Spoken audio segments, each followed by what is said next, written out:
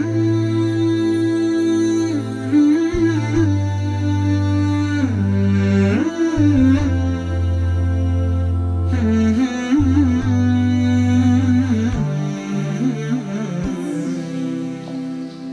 اللہ الرحمن الرحیم۔ واقعات پڑھیے اور عبرت لیجیے۔ سبق نمبر 95۔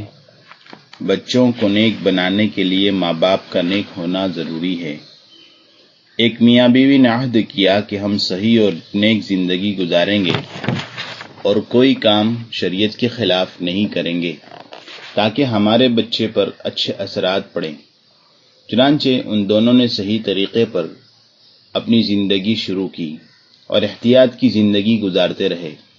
ایک مرتبہ ایسا ہوا کہ ان کے بچے نے اسکول میں دوسرے بچے کا کچھ سامان چوری کر لیا تو استاذ نے ماں باپ کو خبر دی۔ ماں باپ گئے اور بچے کو تنبیہ کی، پھر گھر آ کر غور کرنے لگے کہ ہم نے عہد کیا تھا کہ نیک زندگی گزاریں گے، پھر بچے میں یہ چوری کا اثر کیسے ہو گیا؟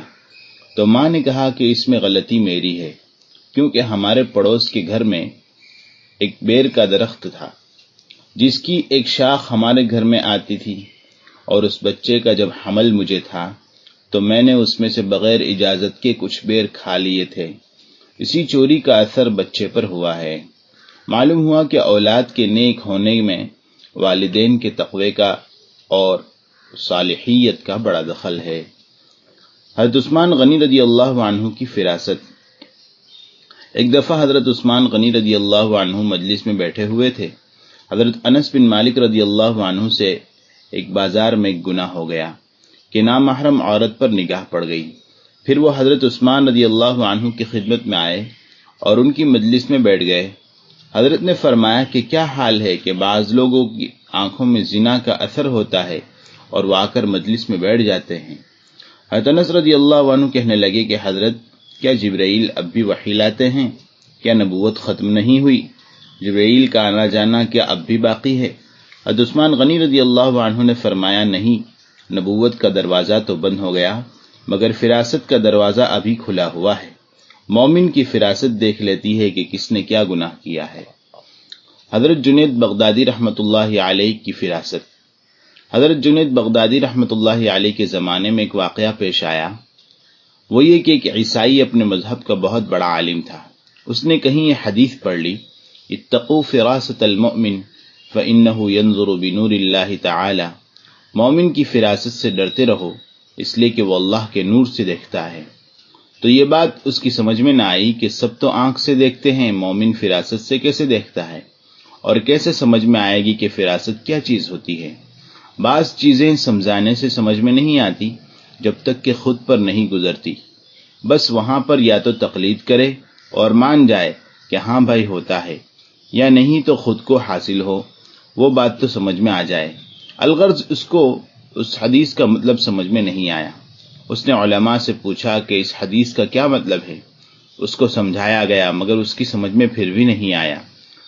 تو اس کو کسی نے مشورہ دیا کہ جنید بغدادی رحمۃ اللہ علیہ کے پاس چلا جا، وہ اس کو سمجھا دیں گے۔ چنانچہ وہ مسلمانوں جیسا لباس پہن کر جنید بغدادی رحمۃ اللہ علیہ کے پاس گیا اور جا کر کہا، السلام علیکم۔ حضرت نے کہا، ہداک اللہ، یعنی اللہ تجھ کو ہدایت دے۔ اب بس وہیں پر ٹھٹک گیا کہ میں سلام کرتا ہوں تو سب لوگ سلام کے جواب میں وعلیکم السلام کہتے ہیں، اور یہ حضرت ہداک اللہ کہہ رہے ہیں۔ اس نے کہا کہ حضرت میں نے سلام کیا، آپ نے ہداک اللہ کہا، سلام کا جواب نہیں دیا، کیا بات ہے؟ حضرت نے کہا، اتقوا فراست المؤمن فإنه ينظر بنور اللہ تعالی، مومن کی فراست سے بچو اس لیے کہ وہ اللہ کے نور سے دیکھتا ہے۔ اور کہا کہ تو عیسائی ہے اور مسلمانوں جیسا لباس پہن کر آیا ہے، یہی ہے فراست جس سے میں تجھے دیکھ رہا ہوں۔ اب اس کی سمجھ میں آیا کہ واقعی ایسا ہوتا ہے۔ تبرکات میں غلو سے صحابی کا احتیاط۔ صحابہ تبرکات کے سلسلے میں نہایت محتاط تھے۔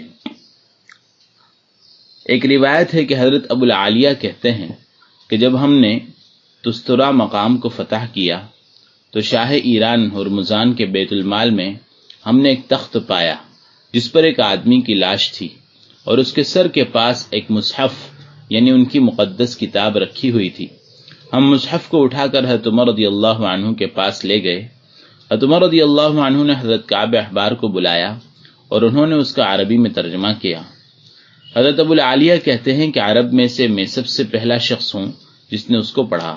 اس میں تمہارے حالات اور تمہارے معاملات اور بعد میں پیش آنے والے واقعات بیان کیے گئے ہیں۔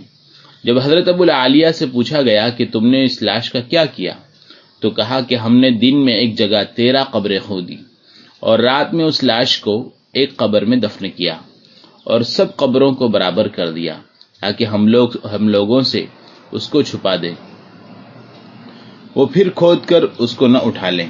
جب ان سے پوچھا گیا کہ وہ لوگ اس لاش سے کیا امید رکھتے تھے، تو کہا کہ جب بارش ان سے روک دی جاتی تو وہ لوگ اس لاش کو باہر لاتے اور اس کی وجہ سے ان پر بارش ہوتی۔